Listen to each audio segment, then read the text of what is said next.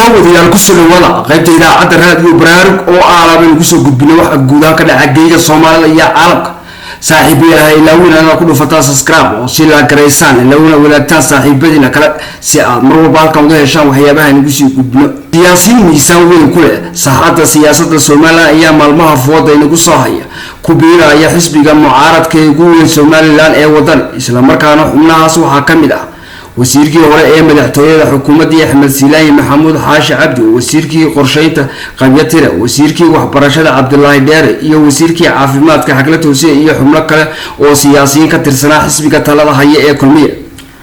Maxamuud Xaashi Cabdi oo horkacaya mas'uuliyiintaas kala duwan ayaa xoog lagu kalsoon yahay oo u dhuun daloola ama ka ag dhawaa wada hadalada oo socda gudoomiyaha xisbiga wadani Cabdiraxmaan Ciro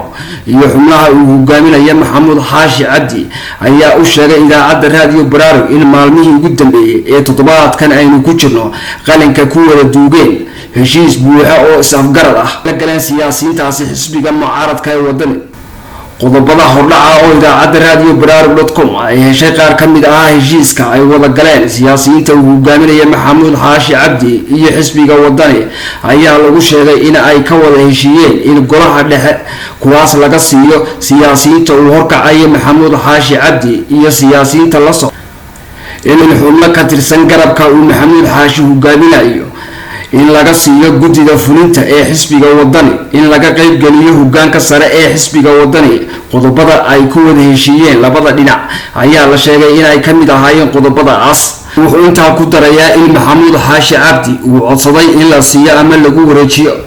in gudoomiyaha xisbiga wadani la siiyo balse arrintaasi markii ay ka wada doodeen labada dhinac ayaa mucaaradka ee wadani Cabdiraxmaan Ciro uu ku dooday in xaaladda siyaasadeed ee xilligan dalka Soomaaliland ka jirta ay dhaawac weyn siyaasadeed ku keenayso dhanka taageerayaasha xisbiga wadani iyo shuruucda u taala xisbigaas halka ay quudareynayeen mas'uuliyiin ka tirsanaa xisbiga wadani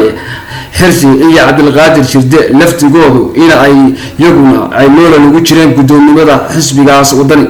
taasoo abuurtay guux siyaasadeed qaar ka mid ah beelaha magaalada Hargeysa gaar ahaan markii ay dhalinyarada beesha Arab iyo siyaasiyiin ka soo jeeda isla beeshaasi ay toddobaadkan qabteen shir ay kaga dhawaaqeen magaalada Hargeysa hadalada u socda siyaasiyiinta uu horkacaya Maxamuud Xaashi Cabdi maadaama ay beesha Arab ku dareereysay gudoomiyaha isla xisbigaas wadani kastaba ahaatee waxaa la sheegay in siyaasiyiinta uu horkacaya Maxamuud Xaashi Cabdi uu ka tanaasuleen wareejinta gudoomiyaha isla xisbiga wadani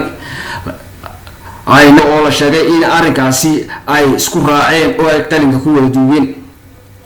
hase yeeshee heshiiska siyaasiyiinta miisaanka weyn ku lahaa xisbiga kulmiye ee uu horkacaya Maxamuud Xaashi Cabdi ayaa abuurtay abaabul siyaasadeed oo gudagaleen Muuse Biixi Cabdi iyo wasiir Maxamed Kaahin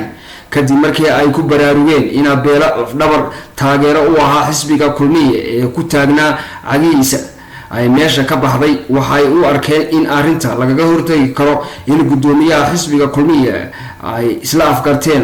kuna dhawaaqeen ama ay daboolka ka qaadeen in lagu wareejiyo Maxamed Kaahin Axmed